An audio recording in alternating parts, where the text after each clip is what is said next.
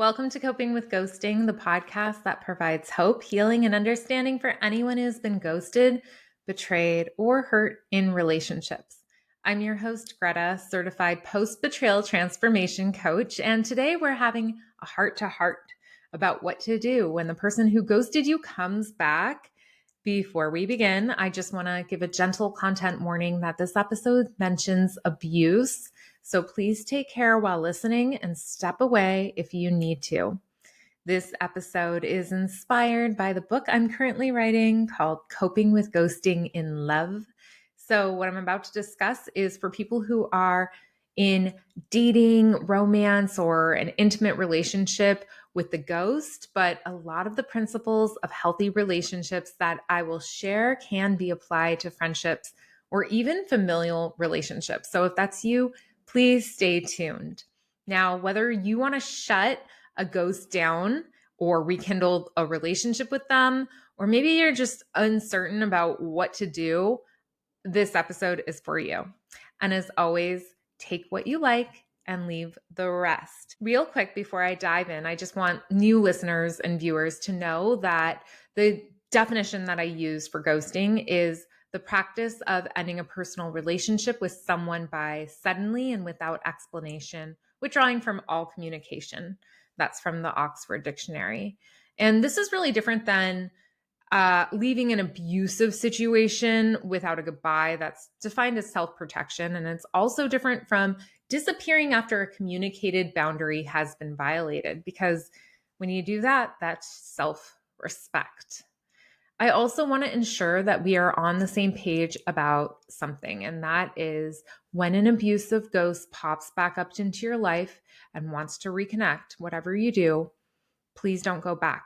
Because if somebody is punishing, devaluing, or instilling fear in you, whether this is verbally, financially, sexually, emotionally, physically, it's an unsafe dynamic. And even the act of ghosting itself can be a form of emotional abuse when it's part of a repeated pattern used to intentionally harm, control, or exploit you.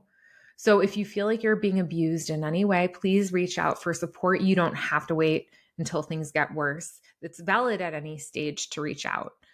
In the United States, you can call the National Domestic Violence Hotline. The number is 1-800-799-7233 for confidential help.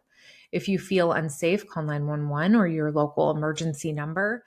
And for those listening outside of the US, please search for domestic violence hotline in your country for support. You are number one. Reuniting with a romantic ghost is a hot topic that I feel really strongly about. You're going to see me get real passionate in this episode because I only want the best for you. And in the past, I wouldn't have chosen the best thing for myself. There was a man that I was dating who ghosted me. He actually inspired this podcast. And I would have done everything and anything to get back together with him. And I'm glad it didn't work out because ultimately he ghosted. So it was very clear that he wasn't the best communicator. I don't think we would have had a healthy relationship. And speaking of healthy relationships, I wasn't the healthiest person in my relationships either back in the past. And longtime listeners know that I've done a ton of work. I've gone to therapy, support groups. Like I've become the most self-helpiest person that I know. And I transformed who I am. And there are people capable of massive change. So I'm going to remain open-minded to the possibility of reconnecting with a former partner who's undergone a significant transformation in their behavior and communication style in relationships. So you're probably wondering, what do I do when a ghost comes back? Well, if a ghost resurfaces and tries to restart your relationship, pause, take your sweet time, and decide, how do you want to proceed? You don't have to answer a ghost right away. You don't have to justify how you feel. You don't have to respond. It is perfectly acceptable to ignore this person who hurt you. And I would say that when you do that, when you ignore the ghost, it's just protecting your emotional space. Like you never have to rekindle this relationship. You don't owe this person who coldly vanished anything at this point. I mean, it's possible if you were married to them or there's some legal thing going on, you might want to hire a third party, like a mediator or a lawyer, or like just have a friend go and talk to them on your behalf. But in general, you don't. If you want to ghost bust with language and respectfully communicate your disinterest, you can do it in a short and sweet message. Viewers on YouTube will see I'm wearing my Ghostbusters shirt today. So you could say something like, "Thanks for reaching out. However, I'm unavailable for this connection. Please don't contact me again." Or, "I was disappointed when I didn't hear from you for an extended period of time. My energy is valuable and I've moved on. So I'm not interested in reconnecting. Take care of yourself." All right. So if you're going to send something like that, you might want to think about it. Take some time to craft that text message, or if you say it to their face, like, just be thoughtful about the words that are coming out of your mouth, because this is something that I don't want you to look back on and regret. This is something to kind of think about. Like I said, pause and take your time on how you want to get back to them. And also, if you do send them a text like that, I would recommend sending it sober, because you never know what they're going to send back. And also, if you tell them, "Please don't contact me again," and then they write back to you, you can just ignore it and uphold your boundary. You're not ghosting them. You've already told them you're done with this relationship. So yeah, just be clear on what you want before you send off that text. So if you're somebody who's like, no, I really want to be back with my ghost again. I'm so excited. I have the opportunity to reconcile. All right, we're going to do this with intention. So write a list of the behaviors you require in a intimate relationship. So not things like, oh, I need them to be a certain height, or, have a certain profession, that kind of thing. I want you to really focus on your fundamental values. And I pulled up a great article from the Cleveland Clinic called 12 Signs You're in a Healthy Relationship. I'll put this in the show notes. It's a really short read, but this is the type of thing that I want you to use as inspiration for that relationship list that I want you to write. You can write it in a journal or the notes app in your phone. So the highlights of this article, it says, it's easy to get swept off your feet in all the twists and turns a new relationship has to offer. But once you begin building a solid foundation, these key signs reinforce a long-lasting, healthy relationship. 1, respect. You both know what it means to each other. 2, you trust one another, and that trust is earned. A side note, you're going to slowly rebuild trust with this ghost. 3, when the going gets tough, you find a way to communicate. 4, you agree to disagree. In other words, when you disagree with them, you find a way to compromise. 5, you can forgive each other. 6, you're both committed to the relationship. 7, you're kind to each other. 8, you enjoy each other's company and support each other's goals. 9, you're good at making decisions together. 10, you don't dodge difficulty. 11, you're comfortable in who you are and independent from your partner. 12, you're comfortable with each other even when you're not on. You can be vulnerable around them. Okay, so once you write your list, this is going to serve as a guide for what you desire in this relationship with the healed ghost and any other romantic love type dating marriage relationship you desire. And I don't want you to settle for anything less. Here's the thing. If you get back with the ghost, you're not going back to the same type of dynamic that you had in the past with them. You're going to build a healthier relationship with an entirely new foundation that includes your list of what you need in a relationship. If you're unprepared to voice your concerns, set boundaries, be assertive, like stand up for yourself, I recommend taking time to focus on yourself and your healing. You don't have to go back to the ghost right now, because being with them is going to take time, effort, energy, and all of those precious resources are best invested in yourself. So if you're feeling stuck, shattered, devastated, really heartbroken from being ghosted in general, now is not the time to really just put all this energy into ghost. So if this is you, I can help. I offer private coaching for individuals who've been ghosted or betrayed and want to reclaim their power. You can visit copingwithghosting.com. You can look at my show notes for a link to that. If the ghost seriously wants to be with you, they'll wait around until you're ready to be with them. Now, let's assume you've done all the work to heal after being ghosted and you know what you want and you're eager to be in a relationship. I don't want to burst your bubble, but the ghost is likely to have not taken the time to heal or really upgrade their communication style. People can change. Like I changed, but most people don't. And it's a lot of work to do, drastic self-improvement. If you do restart a relationship with a ghost, it's possible that they're going to vanish again. I've lived through this and it was rough. So don't do that if your ghost hasn't changed. But the thing is, there's really good news because there are very, very distinct behavioral markers that indicate that a ghost is now emotionally available for a trustworthy relationships. And the signs I'm sharing today are inspired by Dr. Debbie Silber's book, Trust Again, Overcoming Betrayal and Regaining Health, Confidence, and Happiness. And of course, I'll put her book in the show notes. So here are the signs that a ghost may be ready for this relationship with you. 1, a healed ghost will acknowledge that they disappeared.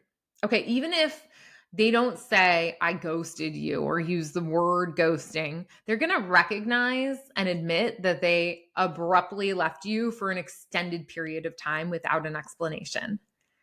Like one of my biggest pet peeves is when the ghost comes back and is like, hey, or they send a text message, Merry Christmas. It's like they never disappeared and that they just want to kind of pick up where they left off.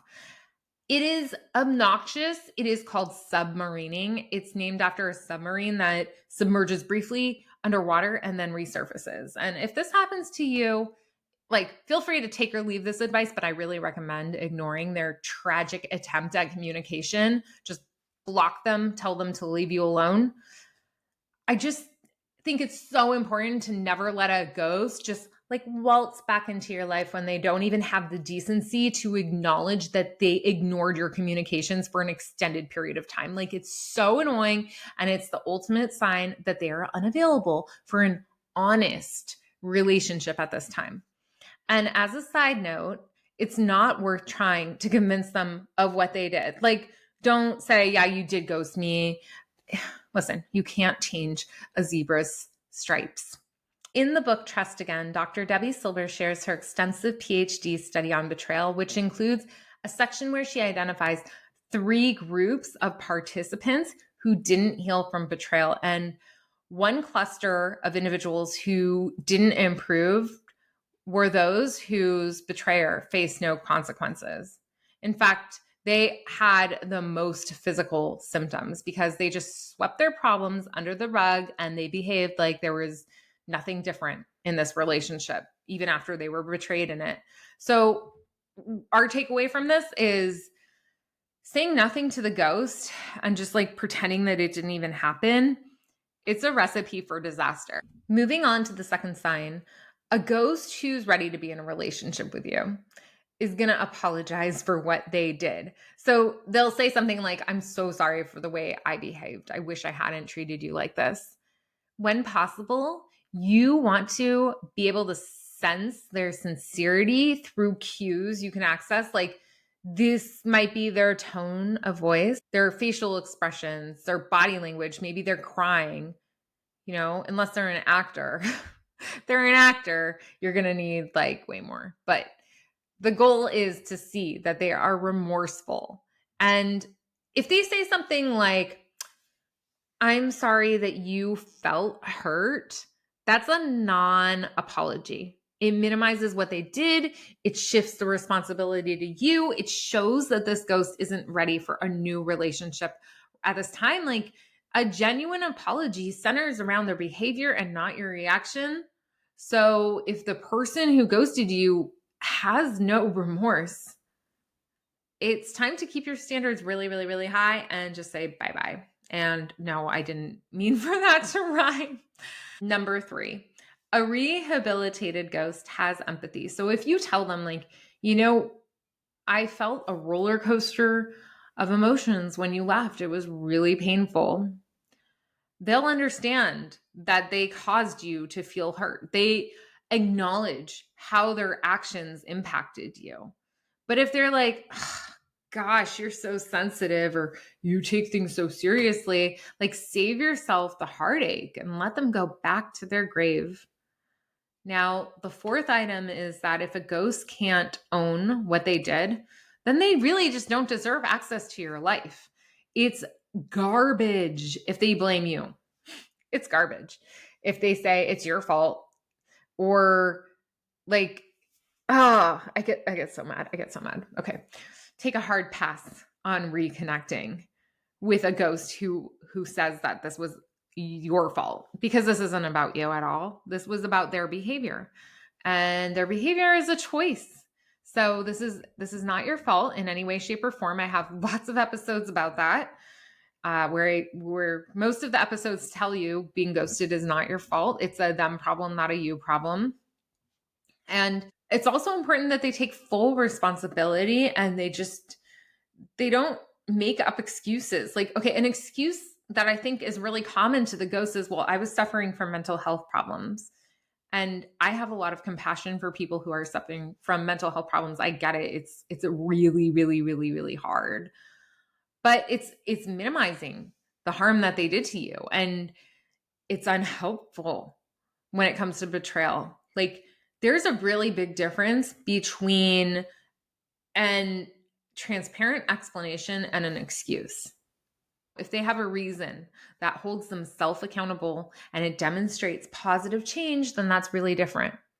So that is something that might sound like, when I ghosted, I was suffering from a mental health condition.